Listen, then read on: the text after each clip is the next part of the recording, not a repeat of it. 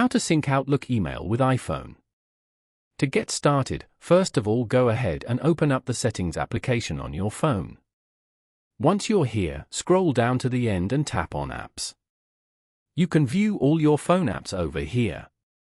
Now, search for or scroll down to find Mail and tap on it. You are now in the Mail settings page. From here, you can add or remove accounts, customize how your mail appears and works and more.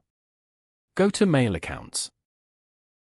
Here, tap on Add Account in the Account section. Then, choose the account you want to add from here. For example, Outlook.com. Now, type in your email address over here. After that, tap on Next to proceed.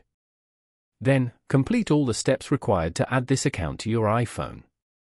Following these steps, you can easily sync Outlook email with iPhone. Thank you for watching. Please leave a like if this tutorial helped you, or leave a comment below if you have any questions related to the video.